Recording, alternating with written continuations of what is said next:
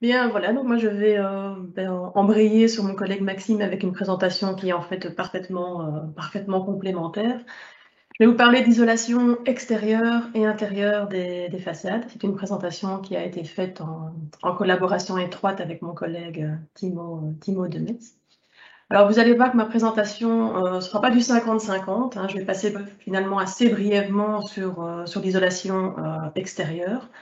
Pourquoi? Ben parce qu'en fait, c'est quand même un peu moins spécifique au patrimoine. Et puis surtout, l'isolation par l'intérieur soulève en fait toute une série de problèmes et de difficultés, notamment hygrothermiques.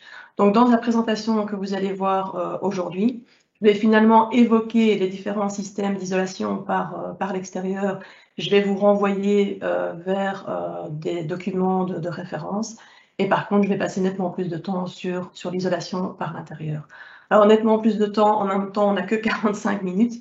Donc là aussi, c'est vraiment vous orienter vers l'ensemble des points d'attention. Et puis de nouveau, les documents de référence pour poursuivre la matière. Alors, voilà. Donc, première partie, isolation par l'extérieur. Donc, si on prend un bâtiment patrimonial, il y a quand même de nombreux cas où on ne peut pas utiliser cette isolation par l'extérieur. Pourtant, elle présente toute une série d'avantages. D'abord, elle permet de protéger l'intérieur, donc il n'y a pas d'intervention côté intérieur, et donc si le bâtiment est occupé, par exemple, ça peut être un avantage relativement notable. La façade est protégée contre le froid, contre les intempéries. Ça permet d'améliorer de manière significative l'efficacité thermique, bien entendu, l'étanchéité à l'air et de manière générale le confort, tout en minimisant les ponts thermiques. Parce que vous verrez, quand on isole par l'intérieur, d'office, il y a des détails comme le plancher et la façade, encore la façade et le mur intérieur, qui sont d'office des ponts thermiques. On n'a pas ce problème avec l'isolation par l'extérieur qui vient vraiment emballer le bâtiment. Il y a aussi une série de points d'attention qui sont notamment le fait que l'isolation par l'extérieur peut être une intervention relativement coûteuse.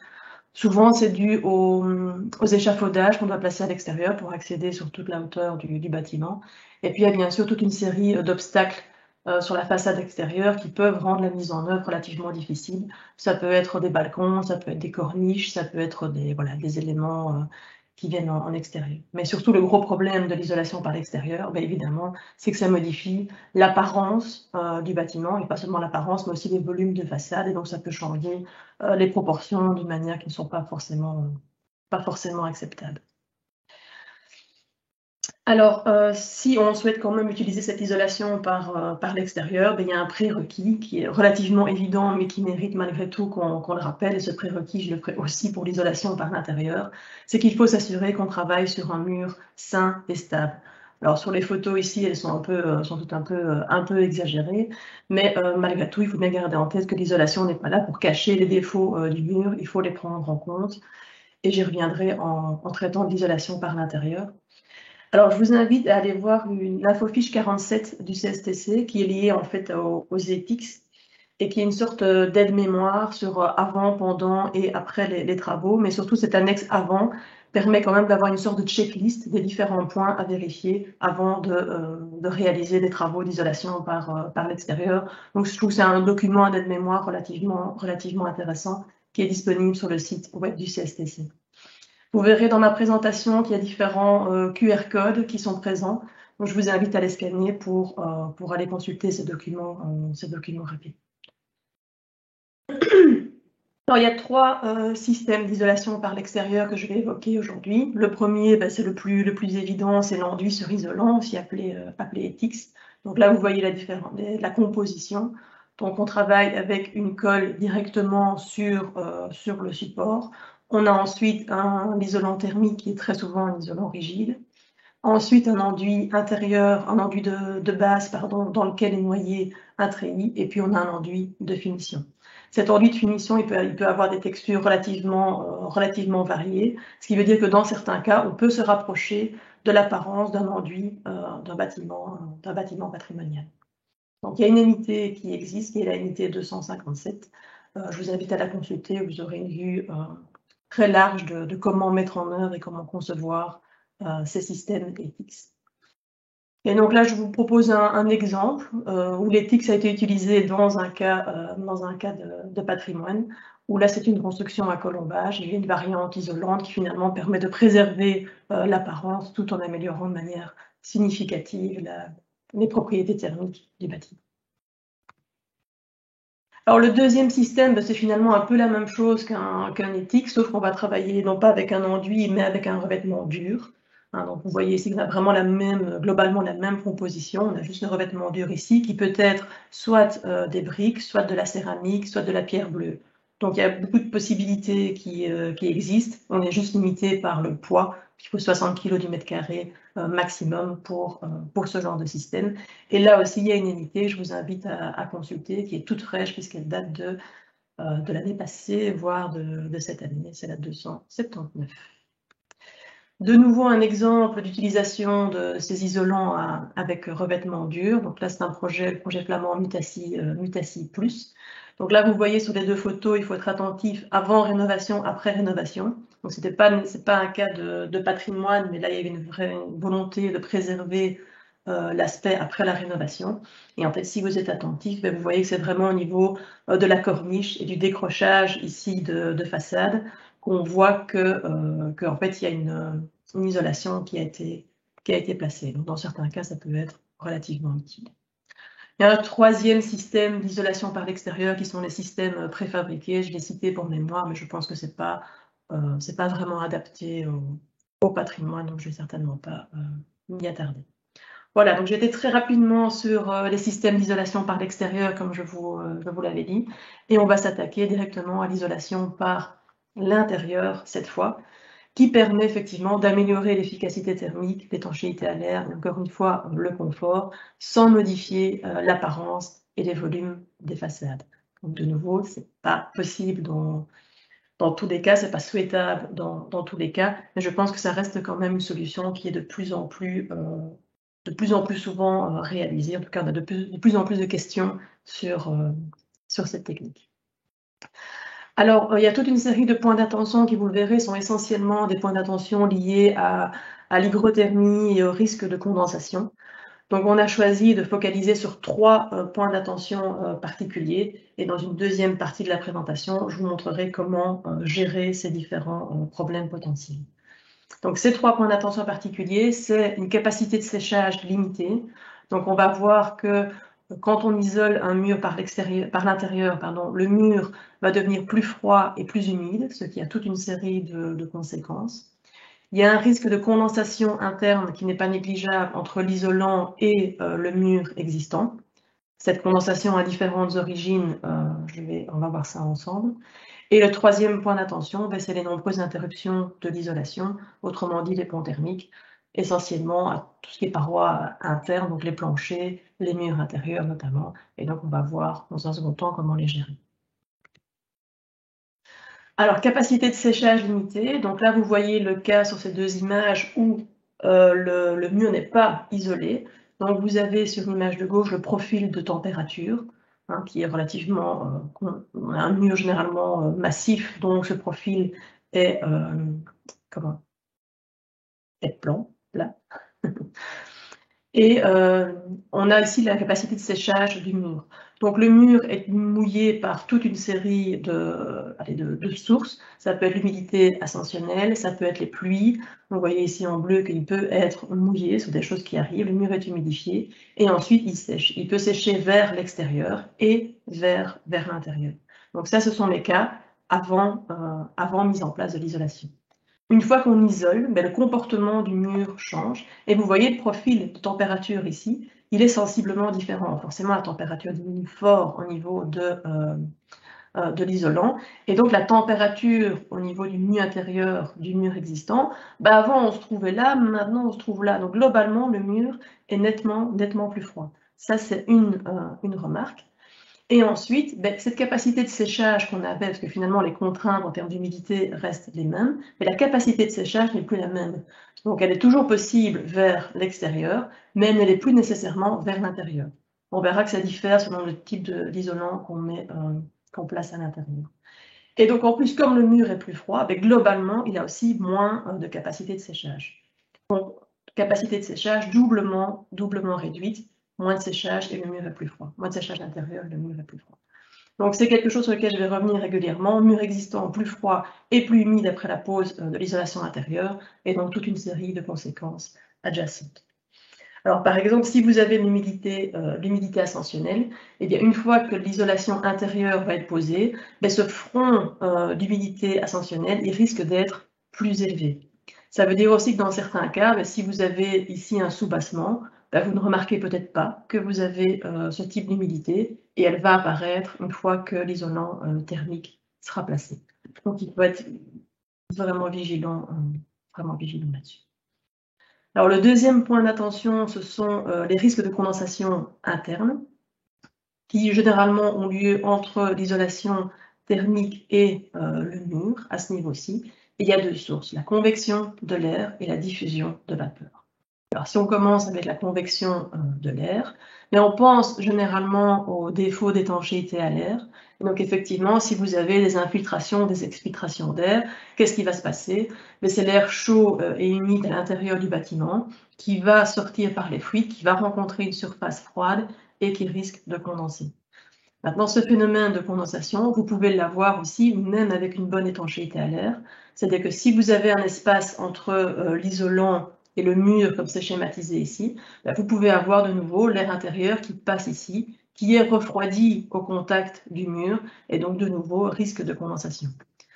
C'est pas quelque chose de théorique, c'est des choses qu'on observe relativement souvent, comme vous pouvez le voir sur ces photos, où ici donc on a enlevé cette partie-ci, et vous voyez qu'à l'intérieur c'est pas joli, parce qu'effectivement quand on parle de condensation, ça peut paraître un peu abstrait, quand on parle de moisissure, ça l'est nettement moins. Alors l'autre source qui peut mener à de la condensation interne, c'est la diffusion de vapeur. Donc, comment ça se passe en conditions hivernales et la majorité de l'année dans nos climats? C'est que l'air intérieur est généralement plus chaud et plus humide que l'air intérieur. Ça veut dire que la pression de vapeur d'eau intérieure est plus importante qu'à l'extérieur. Et donc, la vapeur d'eau a tendance à aller de l'intérieur vers l'extérieur du bâtiment. C'est ce qui est représenté ici par mes petites flèches rouges.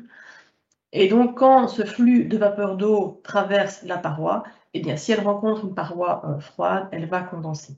Donc, il faut gérer ce problème potentiel de condensation. Et donc, généralement, on va travailler sur la résistance à la diffusion de vapeur, donc la valeur mudée des différentes couches de la paroi pour gérer ça. Et ça, je vais vous le présenter un peu plus loin. Le troisième point d'attention pour l'isolation intérieure, c'est les ponts thermiques, je vous l'ai dit. Donc ici, je vais, au moment de l'approche plus loin, on va parler donc du nœud entre la façade et le mur intérieur, ou la façade et le plancher. C'est en fait exactement la même logique dans ces deux cas de figure. Et puis, on va traiter aussi la baie, puisque là, il y a un pont thermique potentiel qui peut également conduire à la condensation superficielle cette fois et à des moisissures. Voilà, donc là c'était un peu pour faire peur, pour attirer votre attention. Et puis on va voir ensemble comment se prémunir en fait de tous ces problèmes potentiels. Donc cette approche est faite en 3 étapes, il n'y a rien de bien nouveau. C'est quoi? C'est une analyse de la situation existante, donc autrement dit un diagnostic de votre bâtiment. Ensuite, la conception des systèmes d'isolation par l'intérieur. Vous verrez globalement, il y en a 2, système fermé à la diffusion de vapeur et système ouvert à la diffusion de vapeur. C'est ça qu'on va voir ensemble, les principes. Et enfin, bien entendu, le traitement des détails. Alors, sachez que tout ce que je vais vous dire aujourd'hui, et certainement bien plus, se trouve dans différents documents de référence. Donc, vous avez tout d'abord des dossiers, les dossiers isolation par l'intérieur. Vous retrouvez d'ailleurs les 3 étapes, diagnostic, système et les détails. Donc, ils sont disponibles sur le site du CSTC. Et depuis peu, nous avons élaboré également des vidéos didactiques qui sont disponibles cette fois sur la chaîne YouTube du CSTC. Donc il y a au total 5 capsules vidéo uniquement sur l'isolation par l'intérieur des murs. La plus longue fait 5 minutes. Donc c'est vraiment l'occasion d'avoir quand même énormément d'infos de manière très agréable et très ludique et en un temps relativement réduit, donc je vous invite à les consulter. Alors on commence par le diagnostic, l'analyse de la situation existante. Alors généralement ce diagnostic, il consiste surtout en un contrôle visuel attentif du bâtiment. Faire le tour de l'ensemble du bâtiment, observer l'état des parois, observer par exemple s'il y a une ventilation suffisante parce que ça va influencer le climat intérieur. Donc voilà, c'est savoir. Donc c'est vraiment un contrôle visuel essentiellement, mais dans certains cas, il y a peut-être des mesures complémentaires qui peuvent être faites, par exemple des mesures de l'humidité s'il y a des doutes à certains endroits. Alors, on va procéder en 3 étapes pour cette analyse de la situation. D'abord, l'exposition à l'humidité. Moi, j'ai surtout parlé de précipitation parce que je pense que l'humidité ascensionnelle, notamment, vous l'avez vu avec ma collègue Julie Desardeaux. Donc, en gros, c'est les questions qui vont être posées, c'est la paroi que je souhaite isoler par l'intérieur. Est-ce qu'elle va recevoir beaucoup d'humidité ou pas? Ça, si elle reçoit beaucoup d'humidité, c'est est-ce qu'elle est capable de sécher ou est-ce qu'au contraire, on risque d'avoir une accumulation de cette humidité, ce qui constitue un risque. Et s'il y a effectivement une accumulation d'humidité, quelles vont être les conséquences? Donc, est-ce qu'il y a présence d'éléments sensibles à l'humidité ou au gel? Donc, c'est vraiment 3 étapes. Qu'est-ce que ma paroi reçoit comme humidité? Est-ce qu'elle est capable de sécher régulièrement? Et si elle n'est pas capable de sécher, quelles vont être les conséquences? Donc, on va passer par ces 3 étapes-là, sans vous rappeler avant qu'on doit travailler sur un mur qui est sain et qui est stable. Alors, si on prend l'exemple des fissures, vous pouvez très bien avoir dans un ancien bâtiment toute une série de fissures existantes. Il faut en trouver la cause. Il faut procéder à des corrections avant d'isoler ou avant de faire quelques travaux que ce soit. Alors, une fois qu'on a réparé la cause, il faut s'assurer que c'était bien ça. Donc, vérifier que la fissure est stable dans le temps. C'est la même chose avec l'humidité. Si vous avez une humidité qui est bien présente et vous vous dites, tiens, c'est peut-être parce qu'il y a un défaut à la corniche, par exemple, on répare la corniche. Il faut s'assurer ensuite que ce problème d'humidité se résout avec le temps. Et donc, ça signifie que parfois, ce diagnostic et cette réparation, ces corrections, peuvent prendre une saison ou plusieurs mois, voire un an, pour s'assurer que les réparations ont été pertinentes. Et ça, c'est des retours qu'on a régulièrement, c'est que c'est évidemment difficile de vendre aux clients le fait que, écoutez, vos travaux, on ne peut pas les faire tout de suite parce qu'on doit s'assurer que le mur a correctement été réparé, que le mur est sain et stable. Et pourtant, c'est un message à faire passer. Alors ensuite, est-ce que mon mur prend beaucoup d'eau?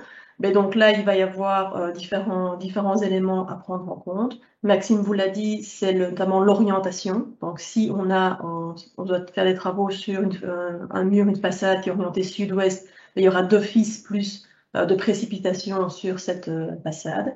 La hauteur va influencer également les protections. Si vous avez un avant-toit, si vous avez un balcon, d'office, votre façade sera mieux protégée par rapport aux précipitations. Et puis, même chose, si vous avez par exemple un élément extérieur qui vient d'être refait, typiquement un bardage, d'office, votre mur évidemment est protégé par le bardage. Donc, la composition du mur, notamment du mur extérieur, va influencer. L'autre point, c'est, OK, si mon mur a été mouillé, est-ce qu'il est capable de sécher?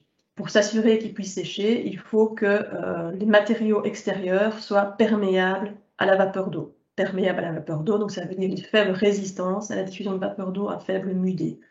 Si vous avez une façade où vous retrouvez des carreaux de céramique, par exemple, ou des briques émaillées ou un cimentage, d'office, ce ne sont pas des matériaux qui vont être perméables à la vapeur d'eau, et donc c'est des matériaux qui pourraient empêcher le séchage du mur.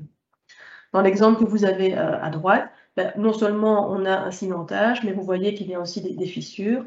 Ça veut dire que si, imaginez, vous avez cette façade qui est orientée sud-ouest, beaucoup de précipitations, un revêtement extérieur qui est étanche à la vapeur d'eau, et en plus des fissures par lesquelles vous pouvez avoir des infiltrations, là on est clairement dans un cas relativement critique qui doit vous alerter. Alors là, je rejoins de nouveau une chose que Maxime vous a dite et qui est valable pour l'isolation des murs creux et également pour l'isolation par l'intérieur, c'est que quand vous faites votre diagnostic, si vous voyez des briques comme ça où il y a déjà des problèmes d'éclatement, là, ici ce sont les joints qui sont attaqués, qui ressortent très fort, ben, vous savez que vous avez un revêtement qui est faiblement résistant au gel, et l'isolation par l'intérieur va aggraver ce problème-là. D'autant plus si la charge d'humidité sur le mur est importante, et d'autant plus que vous voulez isoler beaucoup. Donc ce genre de choses, quand vous l'observez, ben, de nouveau, attention, ça doit vous alerter. Il y a d'autres types d'éléments qui sont sensibles au gel ou à l'humidité, c'est tout ce qui est conduite. Donc on a très souvent encore des conduites encastrées dans les murs. Tant qu'il n'y a pas d'isolation thermique qui est mise en œuvre, d'isolation intérieure, il n'y a pas de souci. Une fois que vous placez l'isolation intérieure, il est fortement conseillé de déplacer ces conduites pour les placer plutôt côté chaud. Alors voilà pour ce qui est du diagnostic, donc de la première étape. C'est une étape primordiale qui nécessite du temps, qui nécessite aussi une certaine expertise pour savoir à quoi faire attention. Globalement, ce diagnostic peut conduire à se dire on ne peut pas isoler par l'intérieur, c'est trop risqué. Et qu'est-ce qui va faire qu'on se dise ça? C'est l'accumulation d'éléments potentiellement critiques. Donc vous l'avez vu, exposition à la pluie, éléments sensibles au gel, et à un moment donné, ça doit vous alerter et dire non, on ne prend pas le risque d'isoler par l'intérieur dans ce cas-ci. Et ensuite, je l'ai évoqué très brièvement, mais c'est vérifier que le climat intérieur est sain. Donc ici, si vous avez un bâtiment qui n'est pas ventilé et que ce n'est pas prévu de mettre un système de ventilation, là, ça risque d'exacerber les problèmes d'humidité, les problèmes de condensation et de moisissure. Donc c'est à prendre en compte aussi.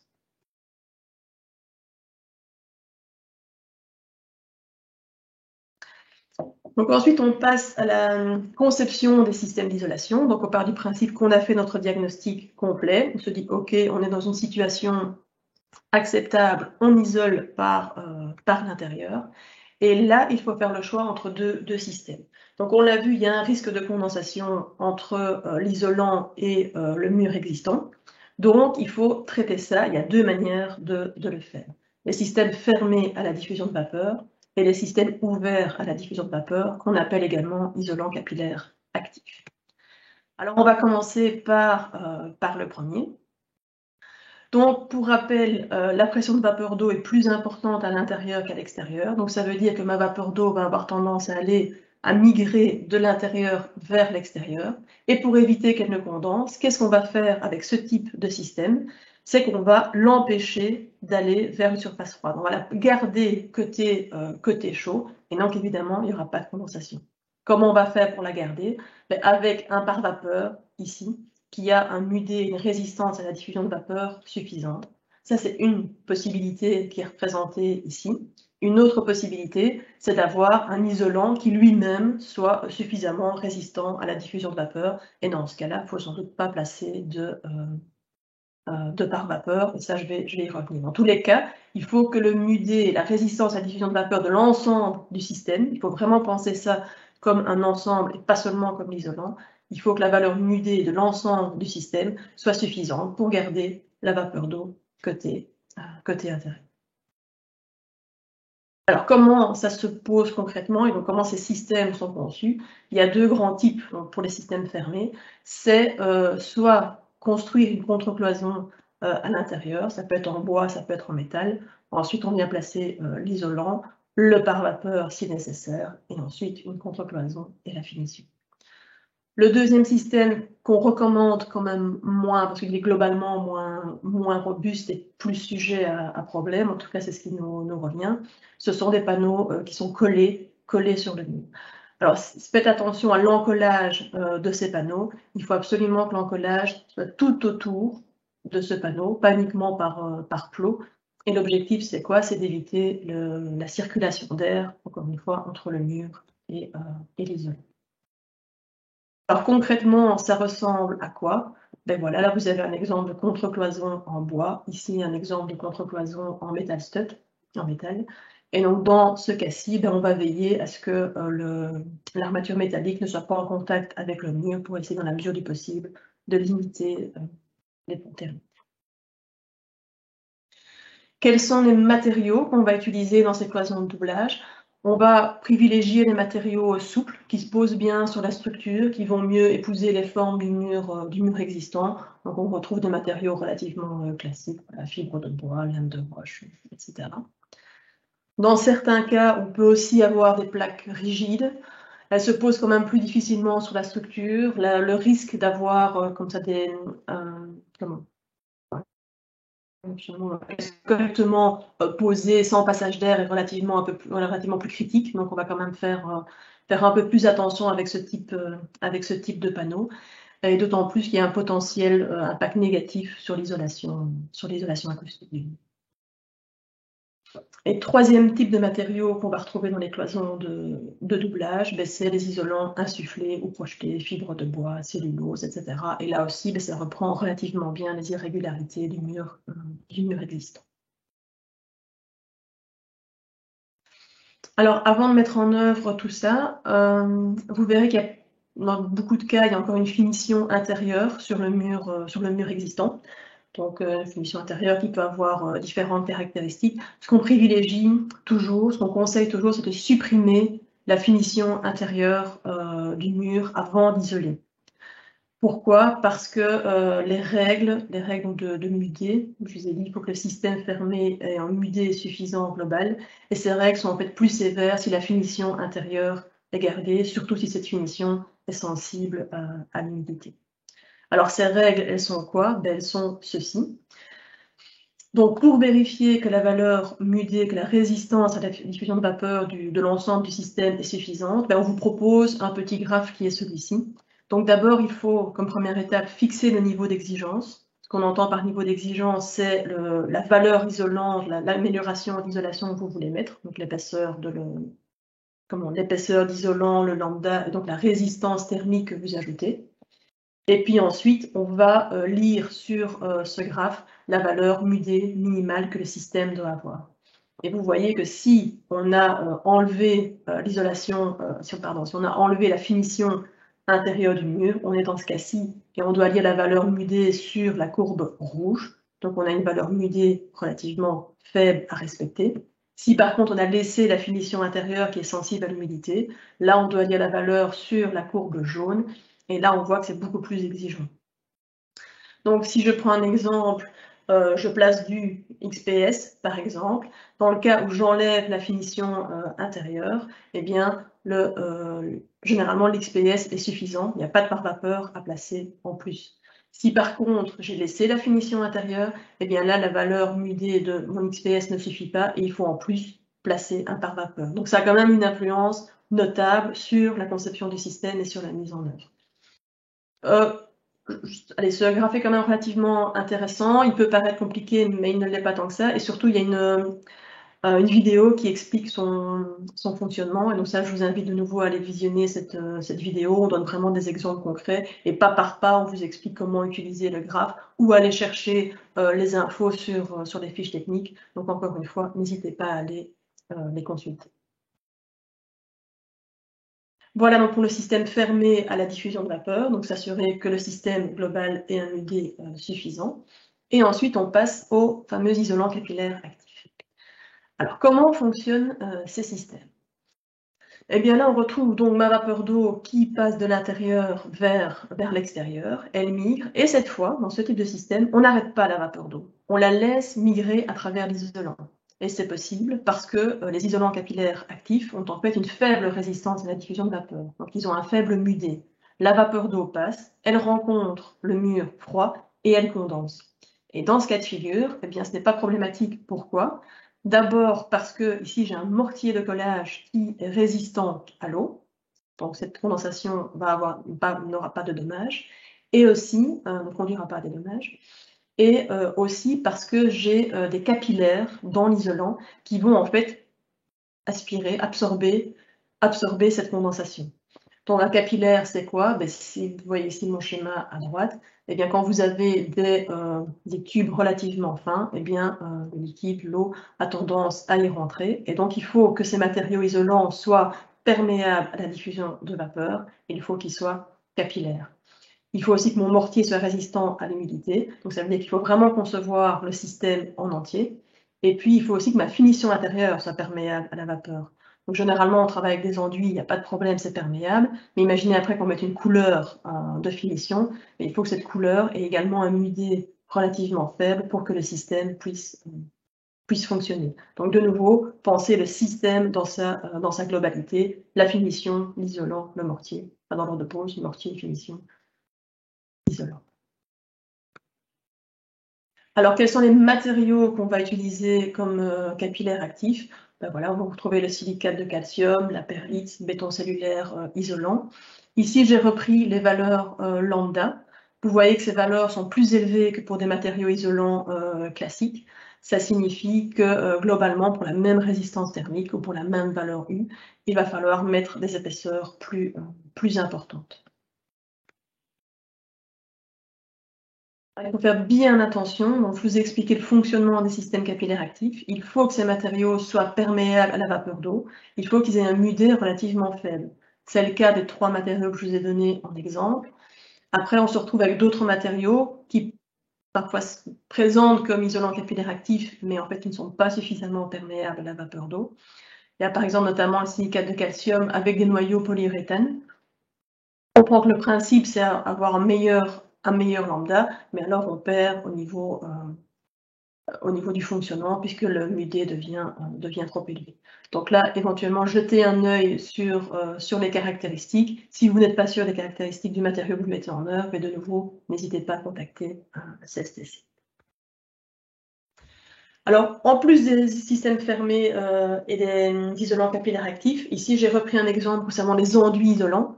Donc là, l'objectif, c'est de travailler avec une finition et une couche d'isolant de manière combinée. Et comment on fait ça? On ajoute des agrégats légers. Et force est de constater qu'on atteint quand même des lambdas qui sont relativement bons. Ici, j'ai repris un case study d'Écosse où on a enlevé un enduit existant qui faisait 3 cm. On a remis un enduit rigide en épaisseur un peu plus importante, 6 cm, ce qui finalement ne change pas énormément qui ne prend pas énormément d'espace, donc qui ne change pas énormément les volumes, on ne perd pas beaucoup de place, mais malgré tout, on se retrouve avec 6 cm d'un matériau qui est un lambda, malgré tout, déjà assez attractif. Donc, ce n'est pas des choses qu'on va voir dans le neuf, mais je trouve que dans le patrimoine, c'est une solution qui est quand même assez avantageuse et assez optimale. Voilà un petit mot sur les aérogels parce qu'ils existent. Vous voyez un exemple ici où ils sont mis en œuvre entre 2 panneaux de fibres de verre.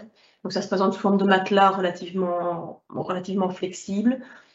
Et voilà, ils restent relativement chers, mais on les voit quand même mis en œuvre dans des situations qui le nécessitent. Donc on reste quand même dans des situations assez particulières, mais éventuellement pour le patrimoine, ça peut être utile.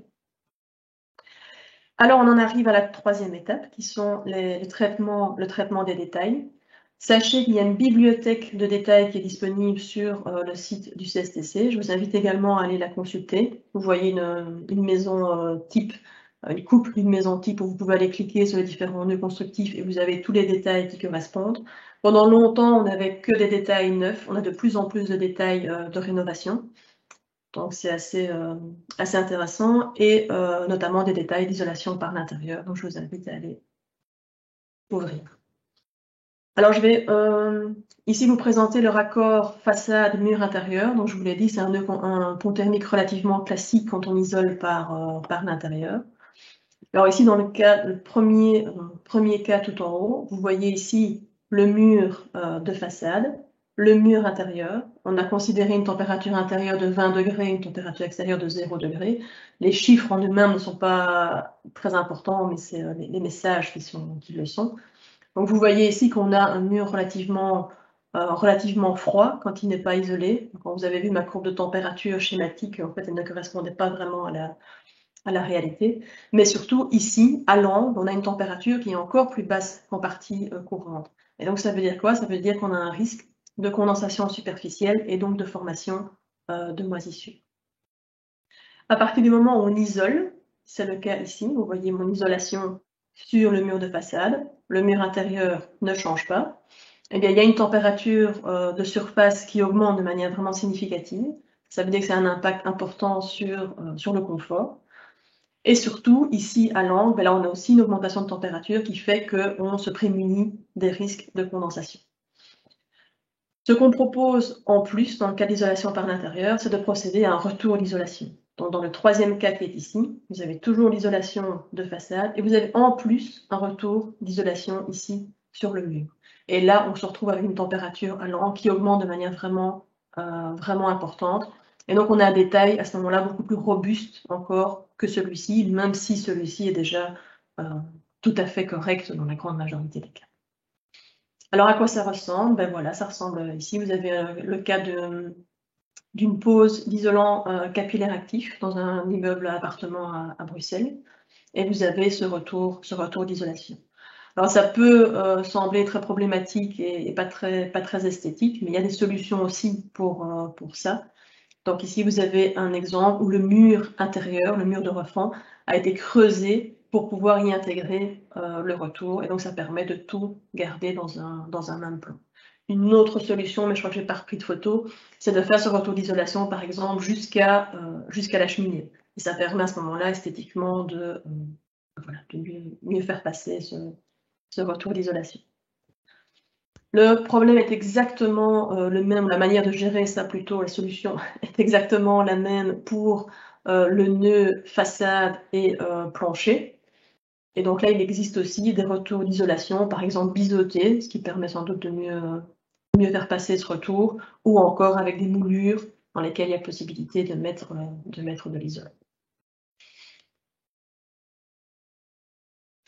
Alors ici, on change de nœud constructif, on passe au B.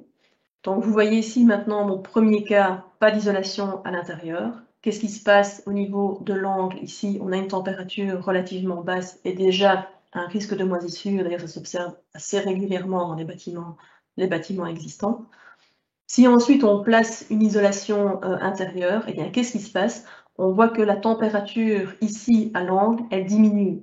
Donc ça veut dire que dans le cas de ce nœud constructif, une fois qu'on isole par l'intérieur, on accentue le problème, le risque de condensation et de moisissure à cet endroit. Donc ça veut dire que ce qui est conseillé, c'est de systématiquement isoler le contour de B pour éviter ce problème. Ça veut dire que dans le cas du retour d'isolant pour les planchers ou pour les murs de refend, c'est un plus, ça rend le détail plus robuste. Dans le cas des contours de B, c'est absolument essentiel d'isoler le contour de B. C'est incontournable. Qu'est-ce que ça donne en pratique? Ben voilà, vous avez ici deux exemples qui illustrent ce qu'on vient de montrer. Alors, il y a un troisième cas relativement critique, un troisième nœud constructif auquel il faut prêter attention quand on isole par l'intérieur, ce sont les poutres en bois encastrées. Donc, encore une fois, le mur est plus froid, plus humide une fois qu'on a placé l'isolation. Ça veut dire que les contraintes thermiques hydriques sont beaucoup plus importantes sur l'extrémité de ces poutres ou de ces solives encastrées. Ça veut dire qu'il peut y avoir des dommages relativement importants et donc il faut traiter ça. Donc, je vous présente ici différentes solutions, différentes manières de traiter ce nœud constructif. La première n'est pas la plus...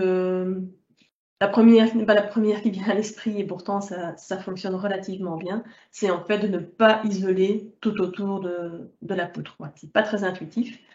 Mais donc, si vous regardez la photo ici de droite, eh bien, à l'intérieur des pointillés bleus, ben, c'est pas de l'isolant. Par contre, on a veillé à rendre étanche à l'air, ça oui, pour éviter les problèmes de convection, mais ce n'est pas isolé.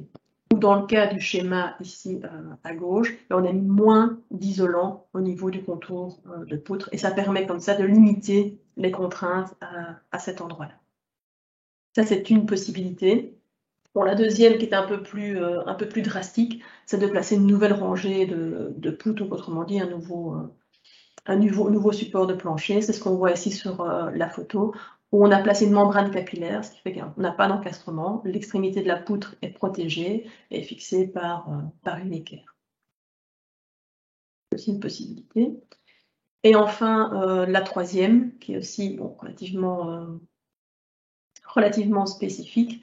Donc, on a régulièrement des moulures, des corniches extérieures au niveau du plancher. Et si vous avez un cas où cette corniche doit être réparée, eh bien, on peut en profiter pour isoler à cet endroit-là, ce qui permet à nouveau d'isoler et de limiter les contraintes thermiques et aussi voire de limiter les contraintes Y à l'extrémité de la poutre. Voilà pour le traitement des nœuds constructifs. Donc j'en arrive au terme de ma présentation.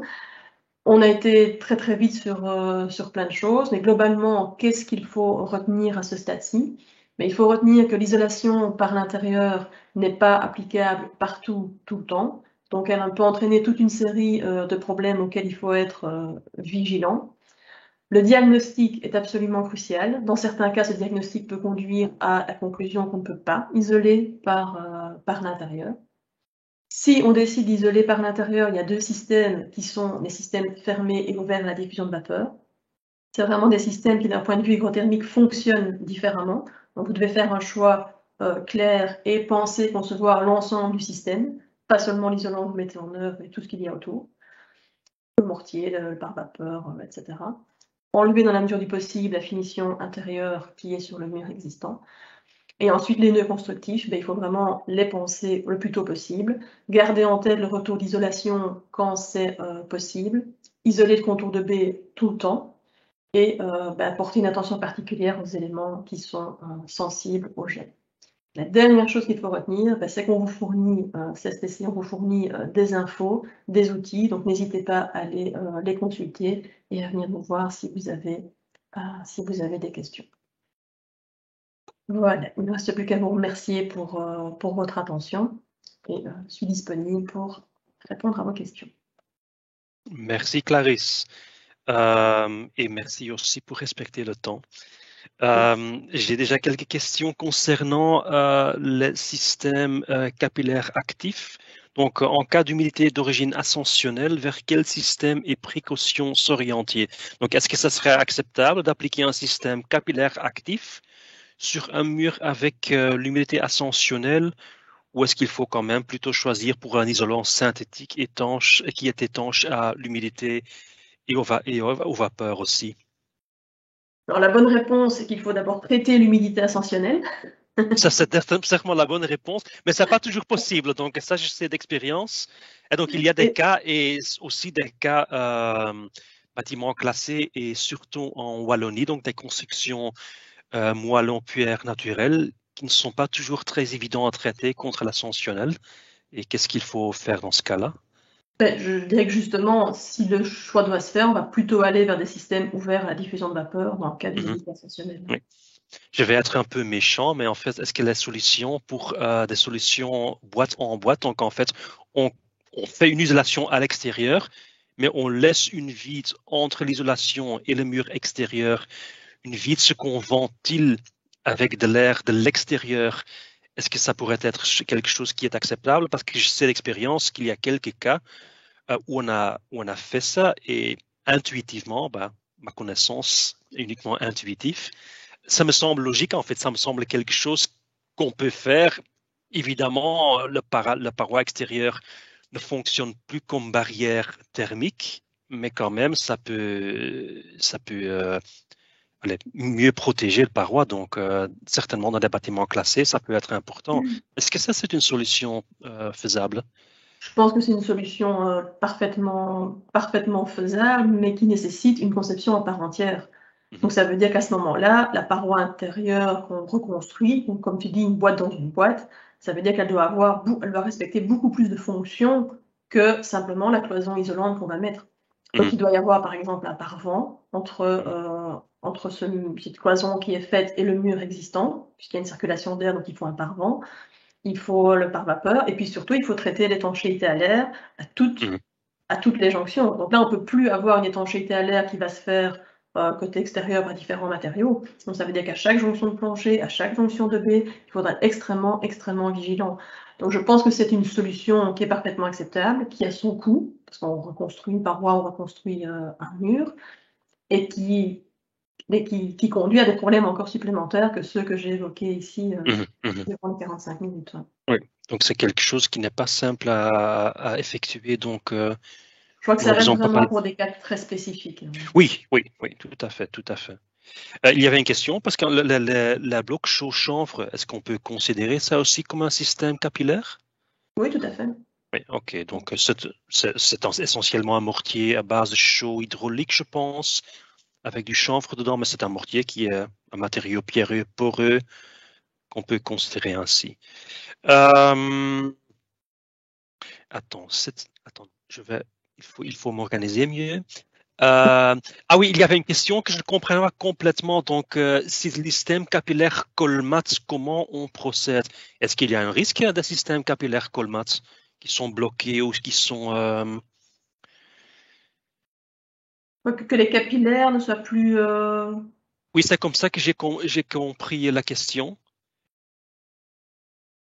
Je pense qu'en fait, ces capillaires, ils sont minuscules, je vois pas trop ce qui pourrait les bloquer. Oui, J'ai jamais je entendu peux ce m'imaginer. type de problème, je dois avouer. Mais Oui, je peux m'imaginer des cas extrêmes dans le cas de la maçonnerie qui sont fort chargés en sel. Il- hmm. et il y a réellement des cas qu'on a rencontrés dans le cadre des études d'humidité ascensionnelle, quand il y a tellement de sel dedans qui bloque à un certain moment les pores. En fait, parce qu'il cristallise dedans, il bloque les pores. J'avoue que c'est très exceptionnel, hein. Donc, en fait, je ne sais pas si on risque d'avoir ça aussi avec des matériaux d'isolation. Et en plus aussi, si on essaie, et bon, soyons honnêtes, dans 98% des cas, c'est réussi. Si on réussit de résoudre les problèmes d'humidité ascensionnelle, je ne vois pas directement ce genre de risque. Euh, mais bon, voilà. Euh, il y avait une question concernant les coûts. Justement, quand on regarde les coûts pour l'intervention, est-ce qu'on peut plutôt conseiller isolation à l'intérieur ou extérieur si on veut obtenir une même valeur d'isolation? Est-ce que les coûts sont différents ou fort différents? Ça dépend du système mis en œuvre, ça dépend malgré tout de beaucoup de choses, hein. Ça dépend de beaucoup de choses. Mais disons que souvent, quand on isole par l'intérieur, ben, on économise sur les échafaudages, par exemple, mais il y a toute une série de choses qu'on doit en fait modifier. C'est tout ce qui est finition, donc on va modifier Mhm. souvent le revêtement de sol, on va modifier ben, voilà, forcément l'enduit ou la plaque de plâtre, et donc au final, ça pèse quand même dans la balance. Oui, oui. Parce En que termes de- je m'imagine, donc à l'intérieur, on a pas mal de choses délicates avec le détail et tout ça, mais à l'extérieur, bon, on a aussi, il faut peut-être adapter les corniches, les seuils de fenêtres, ce sont aussi des coûts qui peuvent être importants. Donc, c'est une balance un peu, ça dépend Ça du cas en dépend fait. vraiment du cas par cas, oui, c'est ça. Oui, Si oui. tu as juste un avant-toit ou allez, parfois on enlève de la brique pour ensuite mettre l'isolant Latex, mais donc ça veut dire qu'on reste sur le même plan et donc il n'y a Mhm, quasiment pas de modification à faire au niveau de la corniche ou autre.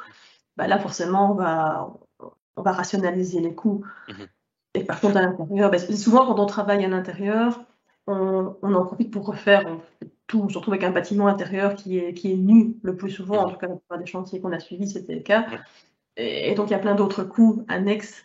C'est difficile à dire. En fait, je trouve que c'est vraiment au cas par cas. oui. Concernant sa finition à l'intérieur, qu'il faut enlever ou éventuellement non. Donc, en fait, tu avais donné donc l'exemple des enduits, par exemple, qui sont sensibles à l'humidité, surtout des enduits sur base de gypse, soit complètement ou soit une couche de finition, d'égalisation de gypse qu'on faisait souvent déjà depuis le 19e siècle, mais jusqu'à années 50, 60 même. J'ai vu des cas.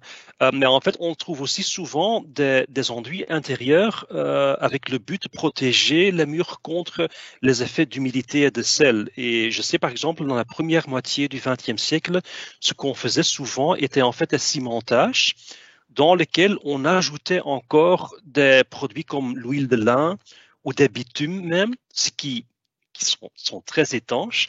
Et en fait, pour les enlever, c'est pas évident parce que typiquement, on abîme fort la maçonnerie même si on veut les enlever. Et en fait, là, la question est, dans ce cas-là, ce genre de systèmes qui sont fort étanches aux vapeurs, est-ce que c'est pas peut-être acceptable de laisser sur place? Mais Euh, c'est vrai que je n'ai peut-être pas suffisamment insisté dessus. Mais pardon, la finition, décidément. La finition intérieure doit être enlevée si elle est sensible à l'humidité. En fait, si on a une finition intérieure qui n'est pas sensible à l'humidité, eh bien, dans le cas de mon graphe, par exemple, on peut mhm, utiliser la courbe du dessous. Ah oui, ok, donc peut-être même des anciens enduits à base de chaux hydraulique, par exemple, Tout à à fait. la condition qu'il n'y a pas de couche de gypse d'égalisation, on peut les, en principe, parce qu'ils sont pas sensibles à l'humidité non plus. Donc, Le tout, c'est de savoir à quel revêtement on a affaire quand on est sur place. hum, hum, hum, hum. Donc maintenant une question, mais je vais le lire parce que bon, ça c'est pas ma spécialité. Faut-il également considérer la migration de vapeur d'eau de l'extérieur vers l'intérieur dans la période estivale quand la température à l'extérieur est plus haut que la température à l'intérieur? Donc, est-ce que dans cette période-là, il y a-t-il aussi également un risque de condensation dans ces conditions?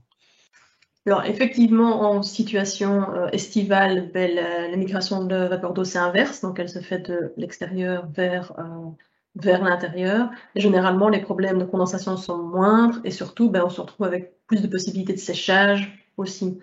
Donc, Mhm, généralement, quand on conçoit les parois, on les conçoit toujours pour des situations hivernales et ça fonctionne.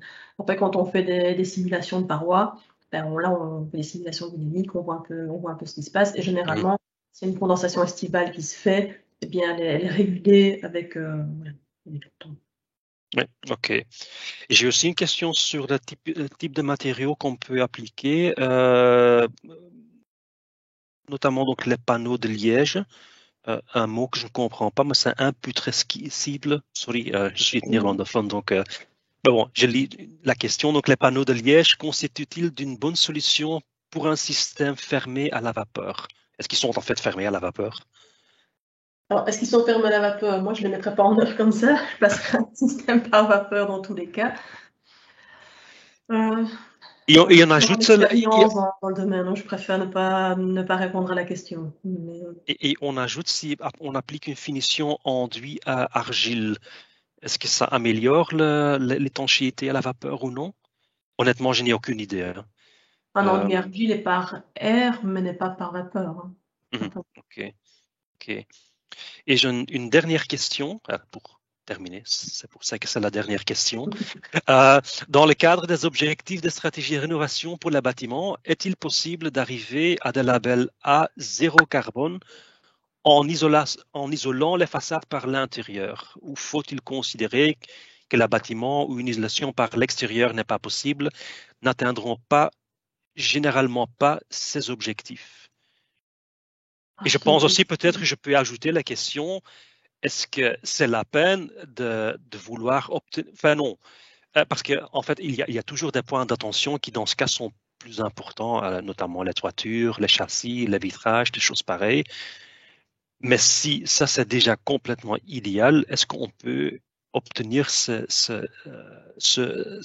objectif en isolant la mur à l'intérieur des bâtiments? moi, je pense que c'est parfaitement possible de répondre à cet objectif en isolant par l'intérieur. Mhm, Oui. mhm, mhm. Donc c'est Oui, quelque chose de global aussi, ce label, hein. C'est l'isolation des façades, c'est aussi oui. l'isolation des murs, ce sont les systèmes, les énergies renouvelables, etc. Donc c'est un ensemble.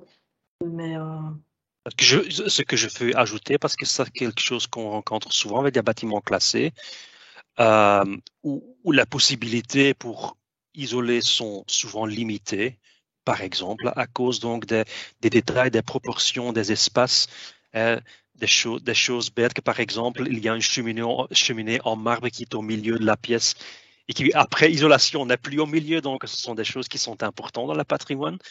Et en fait, qu'il faut toujours se poser la question, qu'est-ce qu'on gagne et qu'est-ce qu'on perd avec une isolation, surtout avec des façades dans lesquelles il y a beaucoup de surface de fenêtres, par exemple.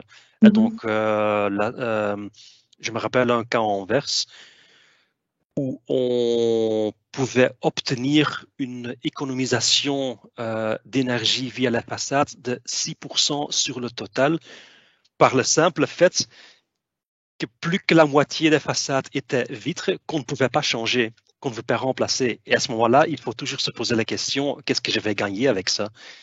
Et je pense que ça, c'est une question qui est fort important à se poser quand on travaille avec des bâtiments patrimoniaux aussi.